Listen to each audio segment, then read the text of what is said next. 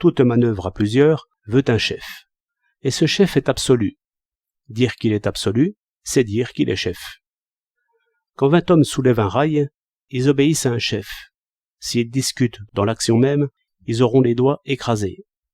Un grand carrefour, et encombré d'autos, veut un roi absolu.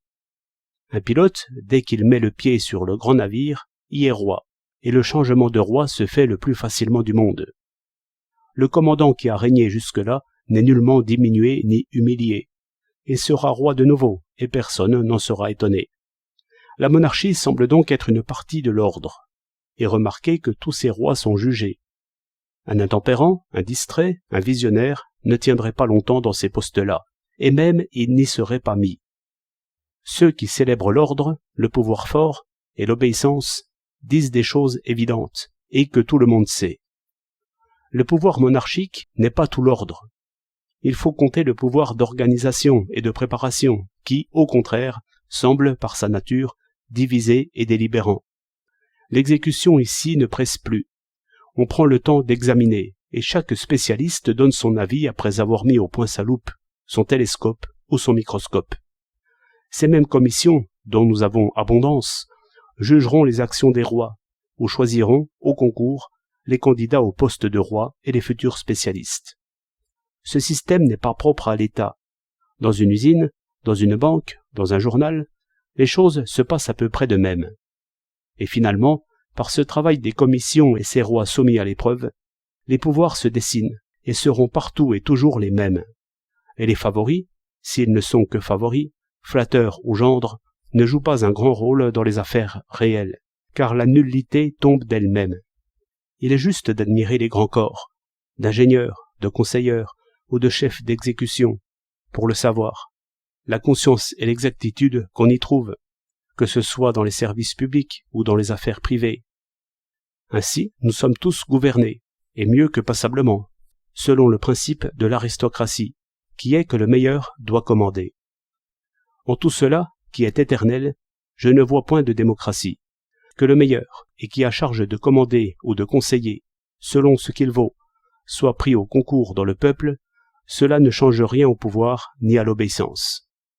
Que le commandant du navire soit fils de prince ou fils de soi, il ne vous fera pas moins mettre au cachot si vous résistez. Et la justice ne dira son mot qu'à la fin de la traversée. Sinon, c'est la révolte, avec tous ses risques, et finalement d'autres pouvoirs, qui ressembleront parfaitement aux anciens pouvoirs. Cette remarque a été faite 1000 fois, sans qu'il en sorte une pensée utile. Nous sommes comme engourdis et fascinés devant ces pouvoirs, qui renaissent comme les têtes de l'hydre. Où donc est le point de résistance?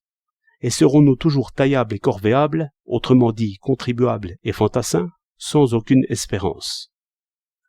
L'effort démocratique est jeune, et se laisse aisément détourner.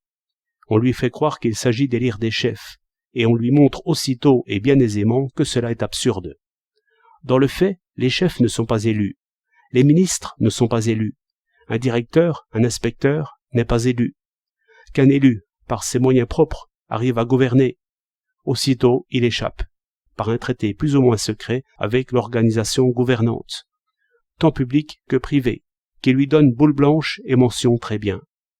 Après quoi, tout fiers de ce brillant sujet, nous ne demandons qu'à le réélire les yeux fermés. Grande sottise, mais nous nous en guérirons. Nous avons à élire des résistants, c'est-à-dire des tribuns qui restent citoyens et qui prennent le parti des citoyens. Cette précieuse espèce n'est pas rare, mais elle est aisément corrompue, soit par un concert d'éloges qui monte comme un encens des pouvoirs intéressés, soit par des moqueries, calomnies et injures, ce qui fait que l'existence du radical pur n'est jamais sans amertume. Que faire, sinon le payer d'amitié, de fidélité et de gloire?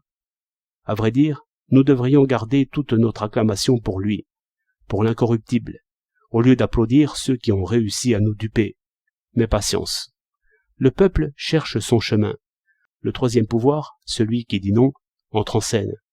Et les pouvoirs meurent de peur. Cela, on ne peut pas le nier. Le difficile est de jouer ce jeu avec modération et sans haine aucune. Pour y arriver, comprenons par les causes.